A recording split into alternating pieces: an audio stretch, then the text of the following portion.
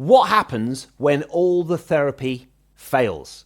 For Regan Ballantine, healing came from a place most people still don't talk about and some still don't legally allow. But I know all the biohackers listening to this podcast are going to be really interested at the possibilities. This is Biohacking News. Hello and welcome to Biohacking News. I'm Tony White, and before we go any further, please do like and subscribe to the podcast. Today's episode is a Biohackers special podcast. No gadgets, no wearables, just a story about an incredible therapy which is completely legal in Australia but illegal in most places around the world. And by the time you finish listening to this, you may feel strongly that it should be legal everywhere. Regan Ballantine is my guest. She went through every parent's worst nightmare. And here today, she's here to talk about what happened next. Regan, how are you doing? Thanks for coming on the podcast. Hi, Tony. Thanks for having me on. Great to have you here. And Regan and I are friends and have been friends for a long time. And I'm just so fascinated in the journey you've been on. And you lived through every parent's nightmare, didn't you? So thanks for coming on the podcast to tell the story. And probably best if you tell it from the beginning. Yes. Well, I mean, it's quite a story, but, you know, Tony, there are moments in, you know, your life that can leave you and, you know, your whole world completely shattered. And that moment for me was 8 years ago when I received the devastating phone call that my only child, Wesley, who was just 17 at the time, had been killed. He was working as a trades assistant on a building site, construction building site, and he fell through a glass atrium ceiling and he was killed. You know, it is one thing to experience the absolutely devastating loss of a child, but it is quite another to then endure 6.5 years of legal cases in relation to your child's death. And that's what I went through. So 4 parties were actually prosecuted with in relation to his death. 2 individuals were charged with causing his death, which is an extremely serious charge. It wasn't, you know, you had a little bit to do with it and you kind of did the wrong thing. It was causing the death of my son. And, you know, it was just harrowing. It was absolutely harrowing to have to go through that for such a long period of time. And, you know, you can forget, you know, moving on or closing the door on that or moving. It's just not possible. It's not possible while you're going through such an intense process. And let me tell you, it took its toll. I bet it did, yeah. Fuck, I knew I was going to be in tears right from the start here as well. Because it is, of course, it's every parent's nightmare, isn't it? You know, and as a parent myself and, you know, anyone who loves anybody, it's just your worst nightmare. So thank you so much for coming on and talking about it, because it still must be hard now. And, you know, quite apart from the trauma you went through seeking justice, just the initial episode would be enough for trauma for many years to come. And then, of course, as you say, you weren't able to move on. And what you did was you sparked this huge campaign in Australia, didn't you? A lot of national coverage, because you were brave enough to, you know, speak on national media, national TV and radio and print and that sort of thing, and fight for justice. I did. I campaigned for legislative reform for industrial manslaughter laws in an effort to create a deterrent for the sorts of practices which were being carried out, not just only on the building site that my son worked at, but across, you know, the whole sector in the industry. It's rife with these poor practices. And under the laws which govern those environments, there was no penalty for no decent or significant penalty for the gravity of the circumstances that my son was involved in that caused his death. So yeah, I just I had to. I was so compelled to just fight for change. There's just something, you know, injustice, like it's such a betrayal. it's just such a betrayal. You know, the penalties or lack of penalties which were going to be in place for what were like egregious circumstances, like complete and utter disregard for the welfare and safety of anyone on that building site, let alone, you know, a child, a young person, where you really should treat them like an endangered species on a site and kind of take them under your wing and really protect them more than anyone. Just the total disregard for human life was beyond. And then a justice system that went on to, you know, that I thought would protect my son ultimately betrayed him. So I fought for 3 years. I campaigned for legislative reform and was successful in having a new bill passed through the parliament, which, when I say that now, that's actually pretty good, isn't it? Oh, it's amazing. Absolutely incredible. It's actually pretty good. So, I'm proud of that. I'm proud of that. But again, you know, it's sort of, you know, there's just the shock, the loss, the grief, all of that. And there is, you know, the body and the brain and the mind is a wonderful thing in that it has all of these ways that you can cope, so you can survive. And one of them is to disassociate, and one of them is to, you know, compartmentalize, as they call it. And there's all of these wonderful ways that, you know, our body and our mind survives, but they are ultimately things which are highly dysfunctional long term. And I suffered in the end from complex PTSD as distinct from normal PTSD. So just a PTSD, that diagnosis would be from, say, a single trauma event, such as an assault or, you know, some sort of accident where you experienced a trauma. And people listening need to remember that, or think about trauma as an injury. So trauma is an injury to your brain and it is an injury to your nervous system. And so when people experience trauma, you end up with a dysregulated nervous system, and that forms the basis of quite a lot of anxiety and flashbacks and things like that.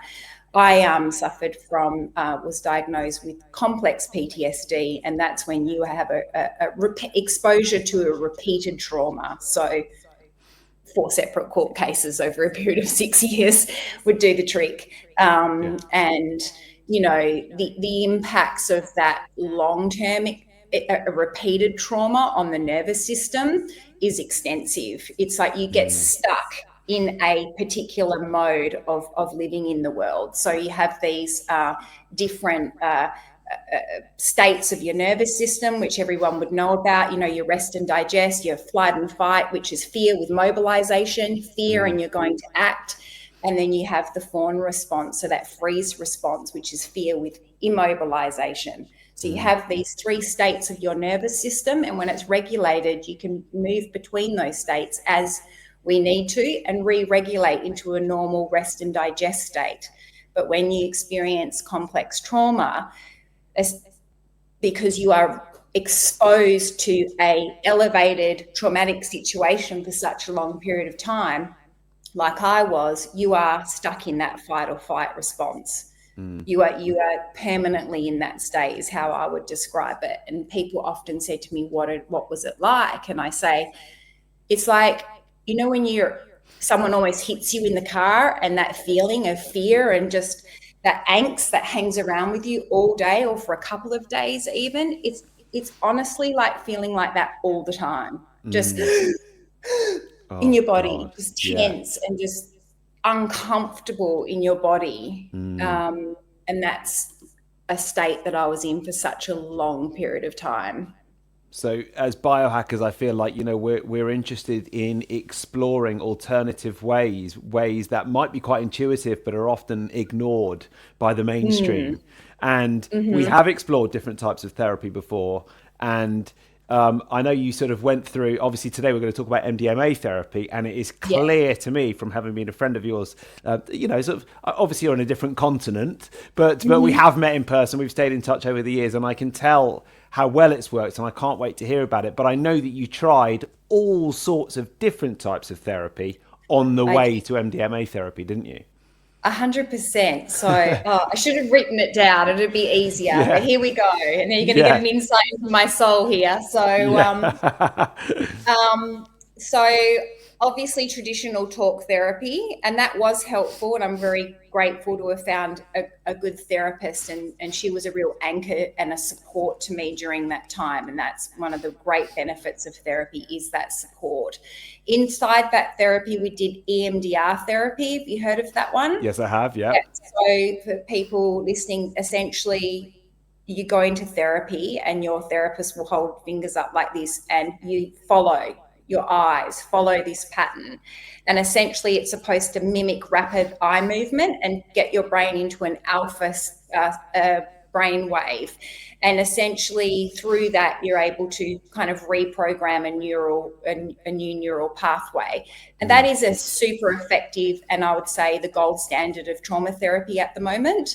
And it works in session. And I remember going there and feeling traumatized by seeing my son at this bus stop every day, or thinking that's my son, the little boys in the same school uniform that he used to wear. And it was just awful. You imagine you just drive out and it's like, it's Yeah. horrible. It was horrible. And it was just such a horrible thing. And so I went to therapy, and she says, how much of a trauma response you're having? And I would say a 9. And you do this therapy in the session, and you can recover in session. And So she's asking you, out of 10, how traumatized you feel in that moment. It's and a you're saying 9. I'm having a out of 9 10. response. I'm having a 9 response when I'm triggered by that. It's a 9. And I walked out of that session and it was probably like a 2 or a 3. So it's a super effective treatment, absolutely really effective, but it doesn't get down to that rewiring of the nervous system. So it helps to a degree. So that was probably the most effective treatment. But I, in the early years, was doing float tank, therapy. I was doing NSA chiropractic, so the work on the energetic system through the spine. I've done somatic therapy, breath work. What else have I done? Acupuncture, CBT? neurofeedback. I haven't done the ganglion block. Have you heard of that one, where they can inject? Yeah, so you can inject actually into the vagus nerve and sort of dilute the symptomatic effects of the vagus nerve. I wasn't too keen on that because they inject into the spinal cord. Yeah, that doesn't sound. It's a really common treatment. Wow. Really, really common, the ganglion block. Yeah. Yeah. Yeah. So every voodoo witch doctor way, I've tried the spiritual healers, the energetic healers. I've done a lot to Because try and. you are an OG biohacker as well, aren't you? I You am were in the indeed. biohacking space when I got to know you 10 years ago, and so you've been in this world for a long time. So you were interested in trying that, but it didn't work. That's exactly right. So Yeah. I've definitely been on the path to trying all kinds of different therapies. And like you say, Tony, like a person super invested in my health, super invested in my well-being and optimization, and also having an open mind and knowing that there are non-traditional modalities that might give me access to that type of healing. But I just could not get to the absolute core of the dysregulated nervous system and that hyper vigilance.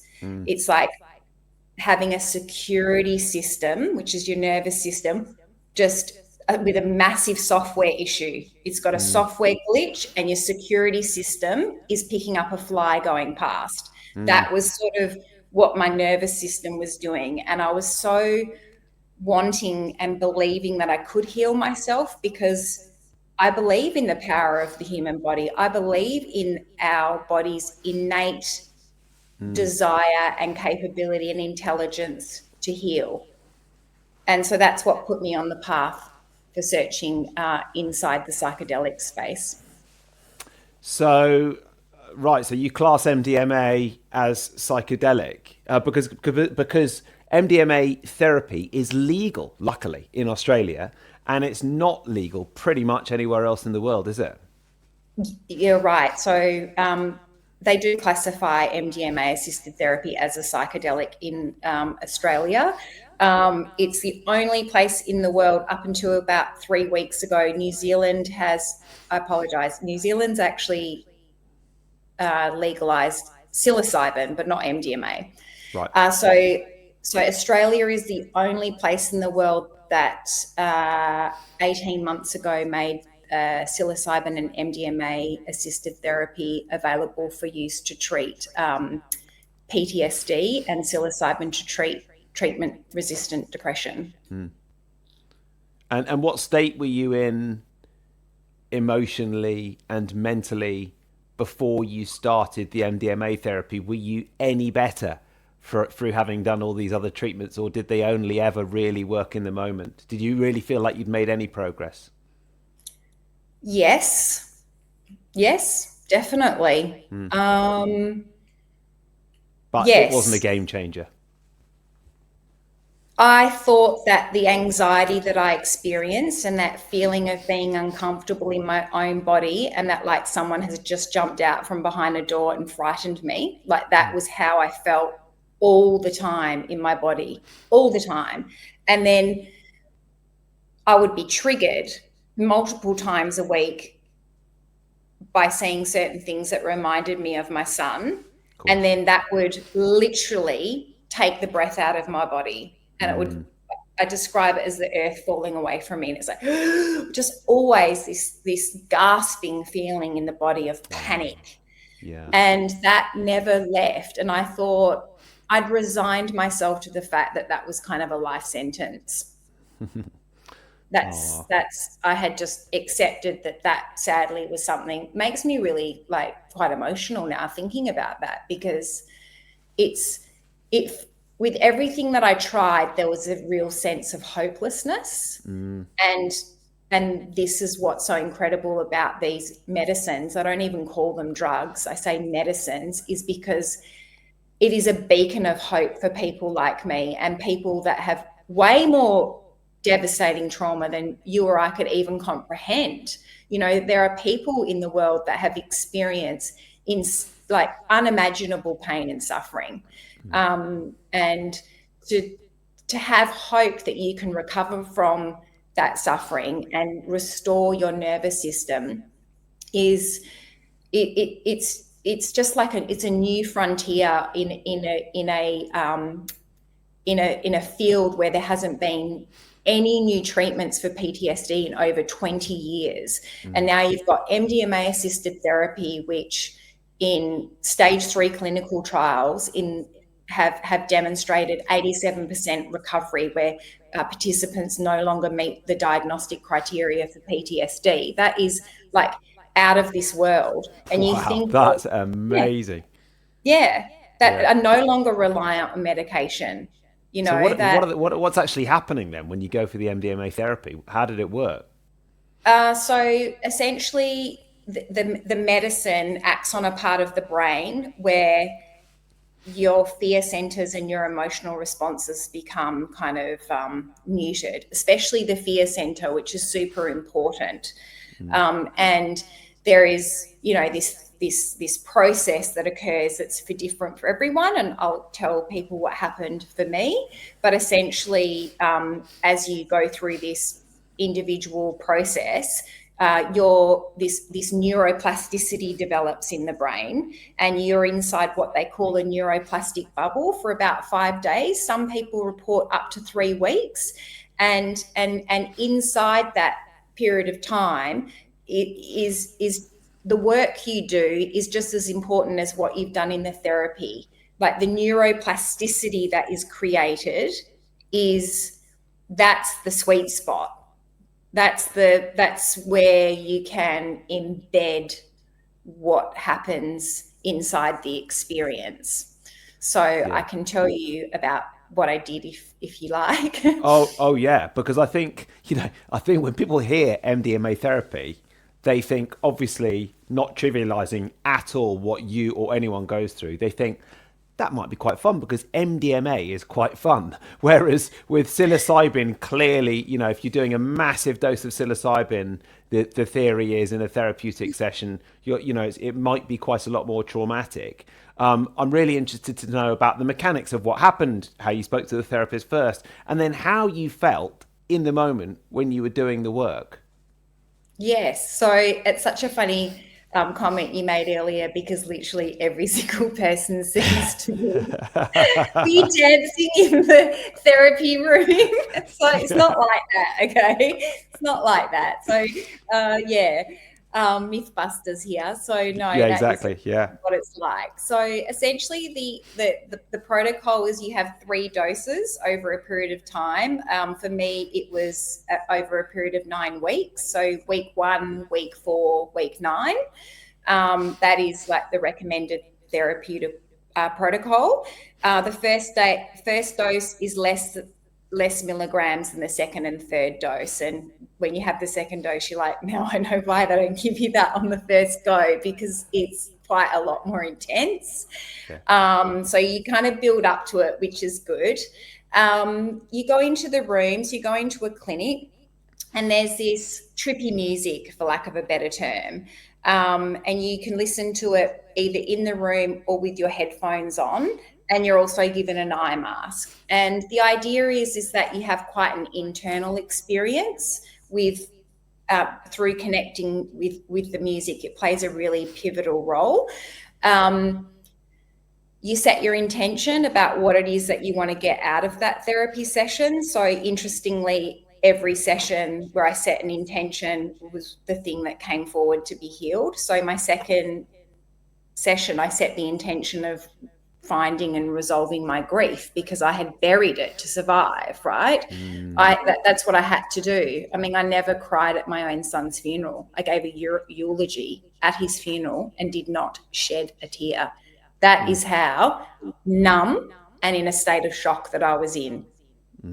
So my grief was buried under concrete, yet the manifestations of that played out in, really dysfunctional ways, and also physically, just so much fatigue, headaches, nausea, all the rest. The subconscious it manifests. So Yeah. you set your intention, and about an hour later, the medicine has an onset. And I just will preface, everyone has a different experience. So for me, what I experienced was a lot of visions. And by that, I don't mean like sacred geometry like you would get with psilocybin. It was more that I witnessed these visions of scenes playing out, much like a dream.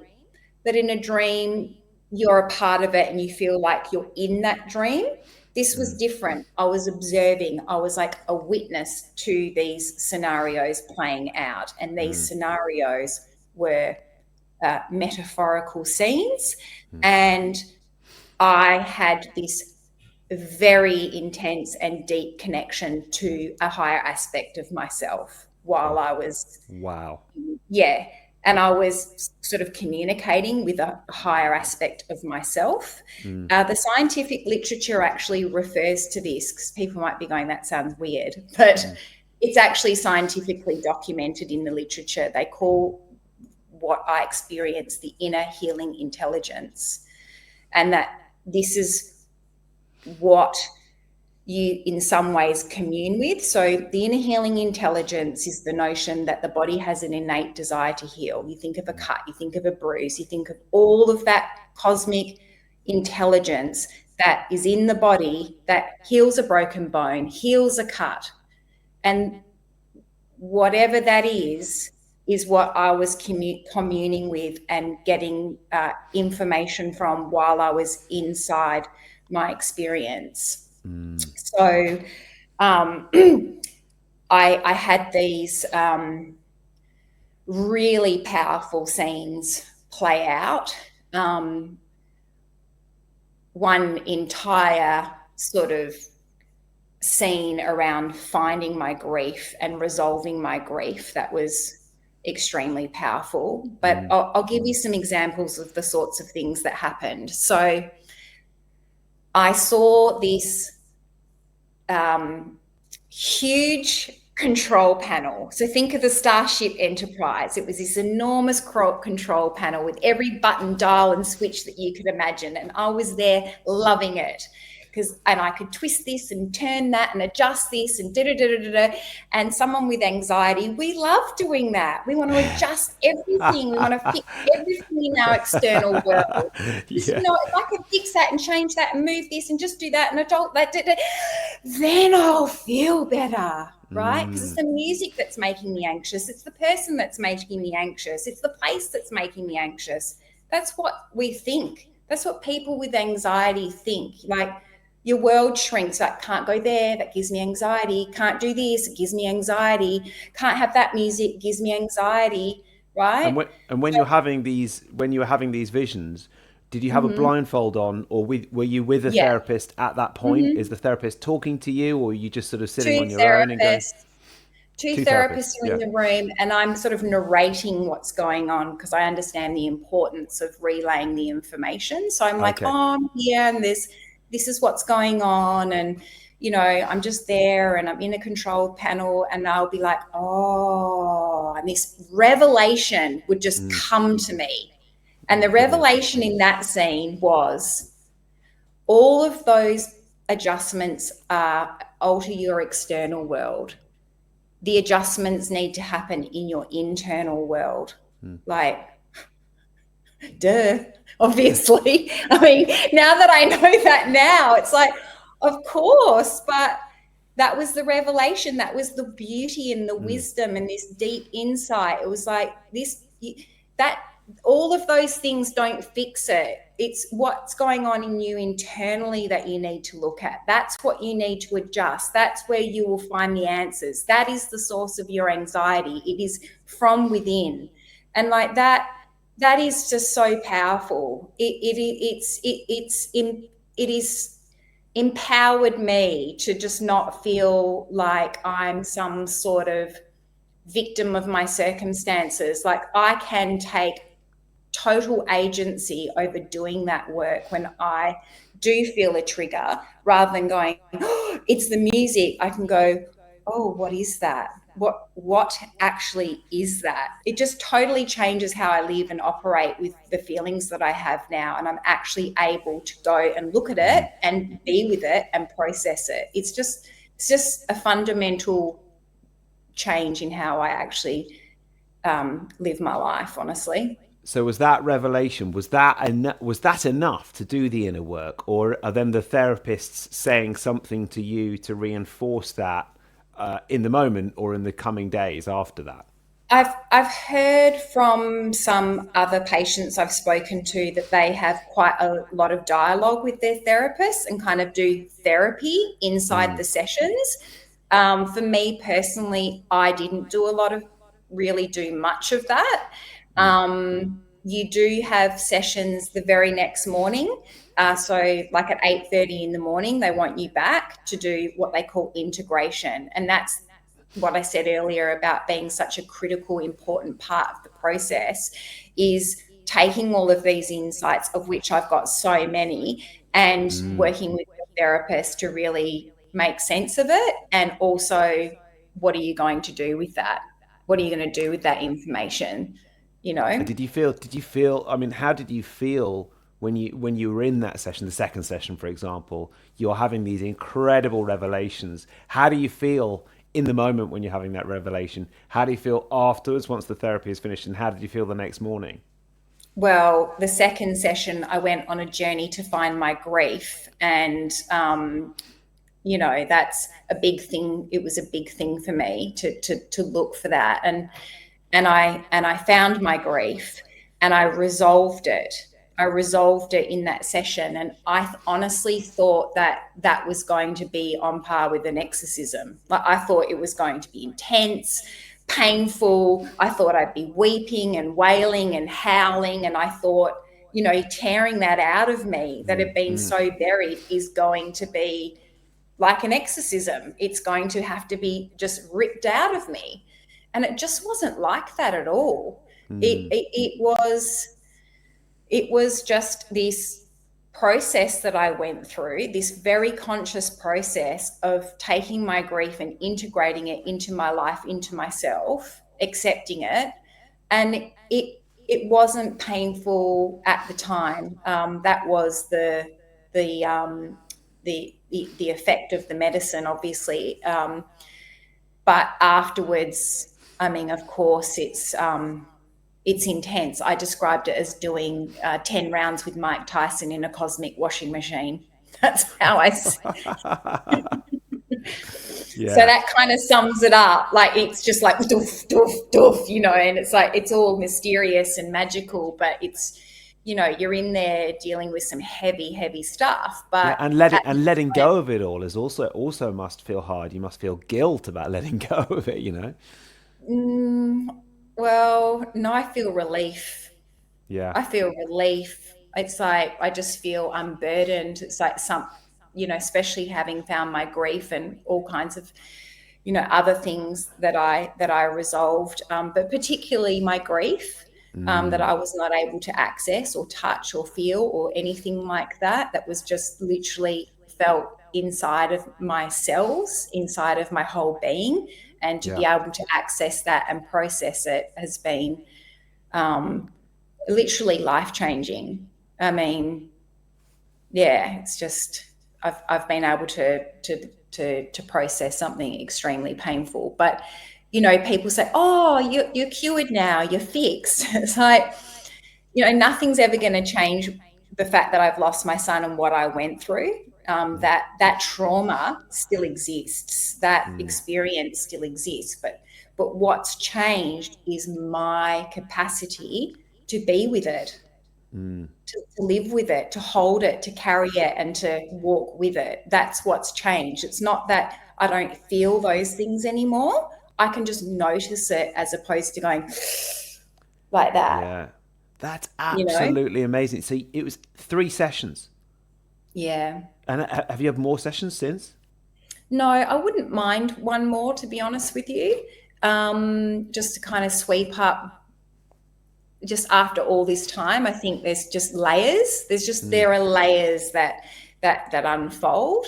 But I would say my quality of life has, and my sense of hope for the future in how I'm going to be in the world, be in my friendships, be in my relationships, be in my work relationships, my sense of enjoyment, and all of that is significantly improved, as well as like my energy levels. I just have so much more stamina. Not trying to Because keep things buried. yeah.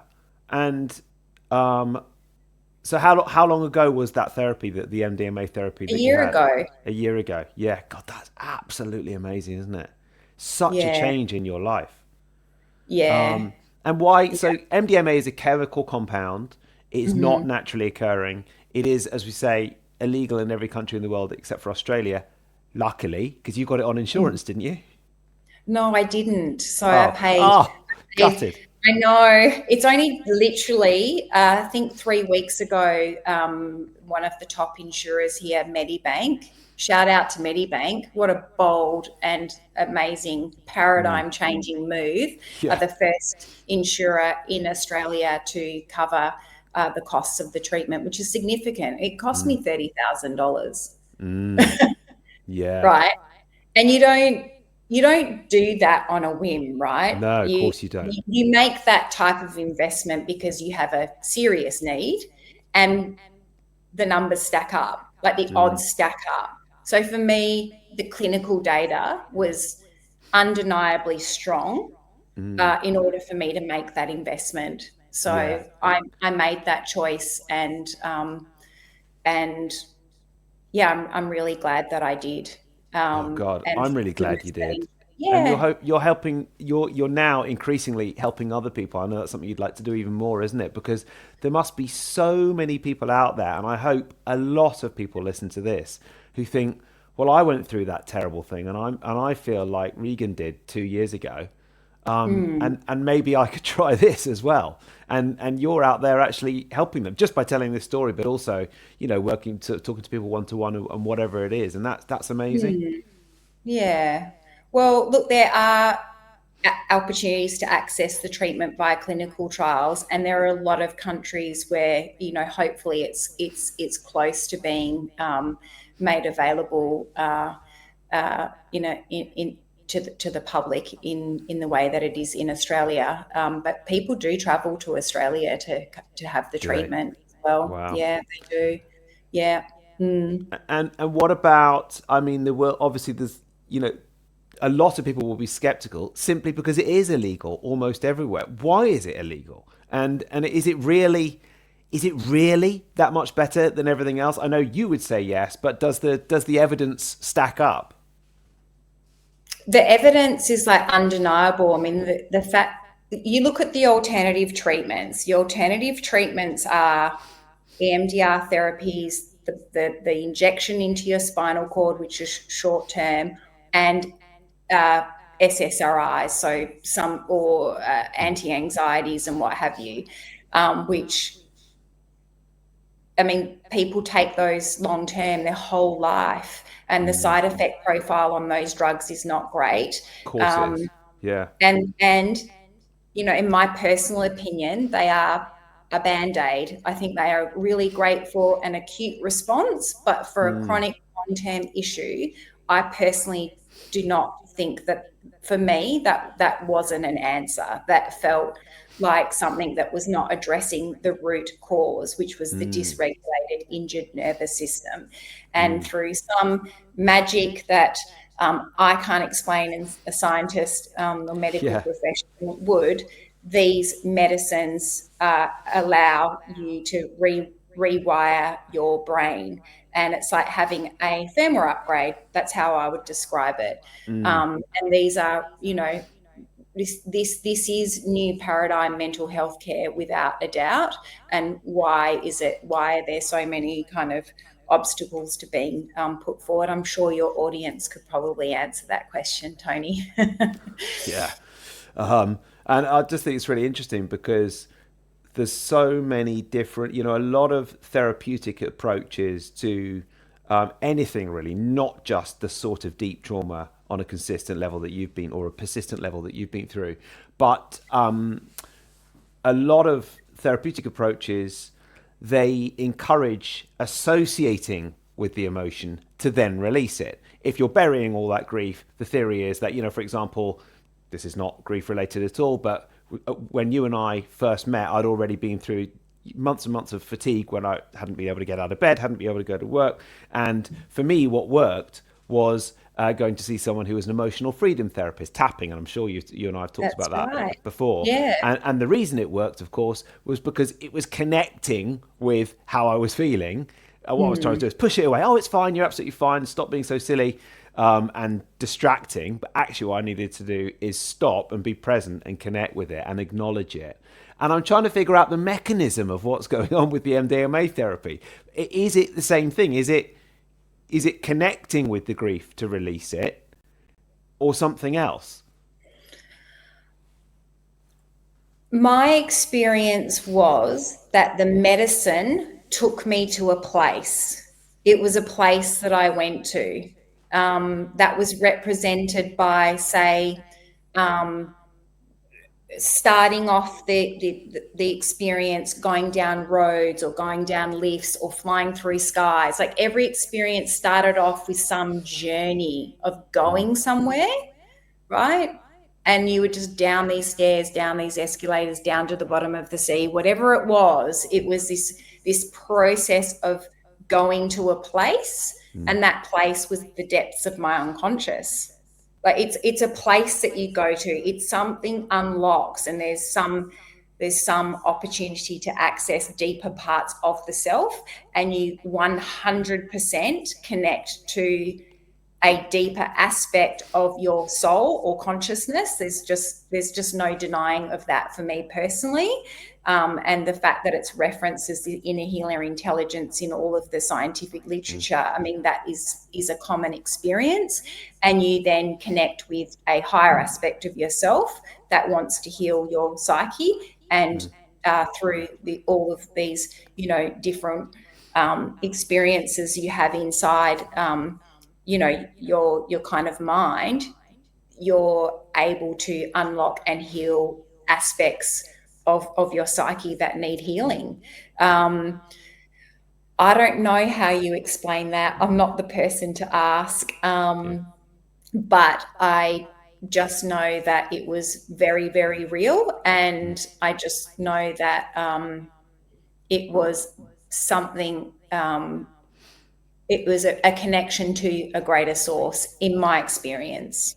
Yeah, and that that is something that can't be necessarily explained by science, or science can only go so far. So what about the future for you, for your hopes around this medicine? What when you think about the next 5 years, what are your hopes personally and in terms of therapy? Well, I definitely personally am wanting to bring and elevate a voice, the patient voice around this. For me personally, there was very little to no information from a patient perspective. Everything is from a clinical perspective. So bringing more of a patient voice and patient perspective to this for people that are curious about it, because it's very difficult to understand what this experience is, and what have you. I really am hopeful that more of these stories get into the kind of in front of decision makers, because the real human stories is and recovery is what this is all about. And it is my hope that the regulatory quicksand that a lot of companies who are trying to push this forward for more mainstream common use is something which gets resolved across the world, so that people can actually get their lives back in a more meaningful way, and that has implications for everyone around them as well. Regan, thanks for coming on. Really lovely to chat. Thanks for telling Okay, your story. see you then.